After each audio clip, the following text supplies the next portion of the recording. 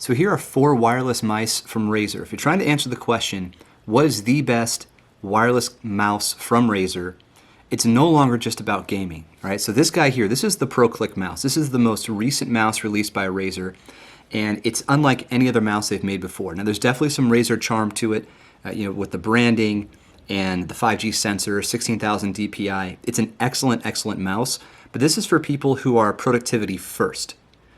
And if you only want to have one mouse on your desk, which is I think most people, right? If you want to have one mouse on your desk, you got to ask the question, how much do I need to favor productivity over gaming? Now, PC gaming is evolving, controllers are becoming more common, games like a third-person shooter that, primarily on consoles now being developed PC first, not unilaterally, but it's common now. So using a productivity mouse paired with a really good PC gaming controller, it makes a lot of sense. But there are a ton of people out there that are focused on having a gaming mouse, even though they might game for an hour and a half, 2 hours a day on their PC, and then do 6 hours or 8 hours of productivity work on their PC. So I get that, and that's why we're doing this video.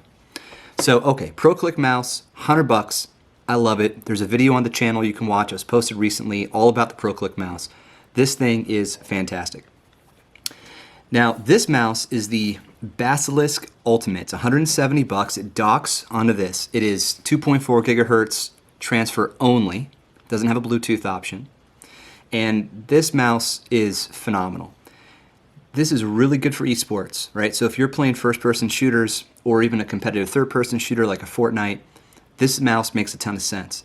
It's got up to 18,000 DPI, so it's got a very sensitive sensor. And the overall features are fantastic. So there's a resistance meter on the scroll wheel, just underneath it. You can adjust the resistance here. I'm not touching mine because I finally tuned it perfectly. It's like sighting a scope. And then you have your quick DPI settings here. Now a lot of mice are going to have a single button. So you press the button and you cycle through your DPI settings. This one's got, you can go back and forth. So you can go down from, let's say you're at level 2. You can go down to level 1, back up to level 2, right? Versus just cycling through. It also has a clutch on the side. Now this clutch is clutch. You hold this thing down and all of a sudden the weight of your mouse increases. So movement speed, you can get more precise. It's effectively what it's for. Now this is for advanced gaming, precision firing, for example. I'm terrible at it. There's also your standard mouse button 3 and 4. I guess these are 4 and 5 because technically pushing in the scroll wheel is mouse 3 nowadays. I guess it's always been that way. Something I love about this mouse is the thumb rest. Now also the Proclick has it. The Hyperspeed, the Basilisk X, it's hard to say, also has it. The Viper does not. Okay, this is good, has a really good rubber grip to it, it's fantastic. It's on both sides, okay, so you're gonna feel real good at this mouse. But you'll notice, right, the angle is completely different. Okay, the angle is different. So this is a better angle for your wrist, which is why it's productivity first, right? This isn't a horrible angle, right? You compare it to the Viper, and at least you have an angle.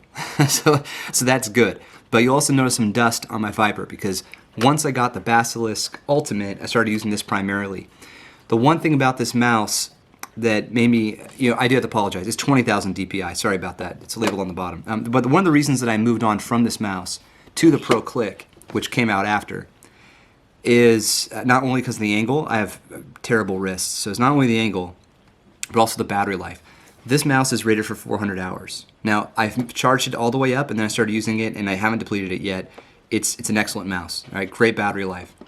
This one, I couldn't get through 2 full days at all, right? Without docking it and charging it. Now, the whole idea of having the dock is the convenience, right? You put it on the dock, it magnetically attaches, right? It's a strong enough magnet, but the whole idea is every time you're done, you mount it, right? You put it up on the magnet. Now, one thing that I have done is I've kept it on my desk because it's kind of a shame to put away a $170 mouse.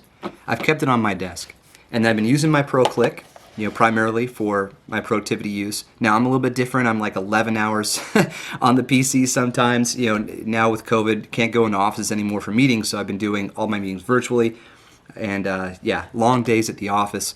So the home office, I should say. So I'm at the desk sometimes a lot, and I'll keep my Basilisk around because I might only game for 45 minutes or an hour a day at most. It's just sort of the way I am.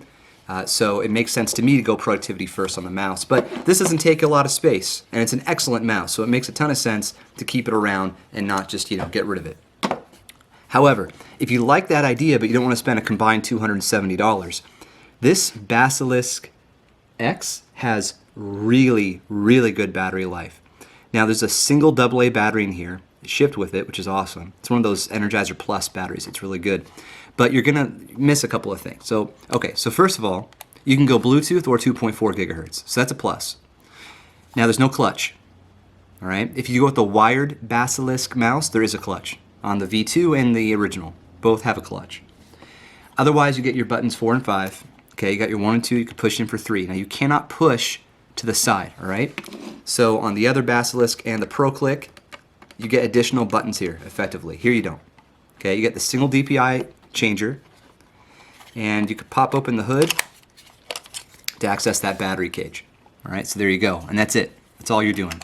It's not like those Logitech mice with the weight adjustments. I don't know if they even make those anymore. I haven't had a Logitech mouse in a long time. Razer's just been too good to me. So anyway, okay, also chroma. This does not have chroma, right? This one does. And it's got really cool chroma, in fact. So you get your palm to light up, but it also lights up around the side. It looks really cool. Okay, now the Viper. The Viper is an awesome mouse. I use this as my daily mouse for a long time. It has chroma and all that fancy stuff. It's 2.4 only, no Bluetooth. But the thing I love about this mouse is the battery life was actually quite good. Even though it says 70 hours, you compare that to a mouse that couldn't go 2 days. This is fantastic, right? So I really, really like this. And you get a lot of the Razer features across many of these, right? You get the onboard profiles. Actually, all of them have that, which is really helpful. But if you like the chroma, I should also mention that this has chroma lighting on it too. It goes around the side. It's all programmable. You could sync it with all your devices. It's pretty awesome. So here's what it comes down to, all right? They're all great mice. Budgets. So if you're at $100 or less, and your productivity first, Proclick makes a ton of sense. And by the way, you can game with this, all right? It's not as though I've been switching back and forth often. I've just been using the Proclick a lot too. It's a very good mouse for gaming too. It's totally acceptable, but I'm not a competitive gamer. I suck at a lot of video games that are multiplayer. So I'll play my single player games and enjoy them, and this works out great. But the Ultimate's a better experience. All three of these are good gaming mice, but there's a key couple of differences. So let's put the Proclick productivity machine to the side. So when you look at these three mice, right, tons of similarities. The thumb rests are differentiators. So if you want a thumb rest for that comfort, it makes a ton of sense. Now, if you haven't gamed with a mouse that has a thumb rest, there's two things. One, it's good for not gaming, right? So you get a little better grip. But two, that better grip, that helps you be more precise, right? So if you're after super precision, then you can go with something like the Ultimate because you get the thumb rest and the clutch, right? Okay. Back to budgets. This is $60. I've seen it as low as 50. Okay, this is the Hyperspeed. As low as 50. This you're paying 130, 150, depends on sales. 150 is retail. This is 170 retail. So if money were no object, you got to make a decision, I suppose. I hesitate because I don't want to make a decision for you folks. It's up to you. They're all great mice, and they're feature rich across the board. And it's just that the Proclick is the one that's quite different.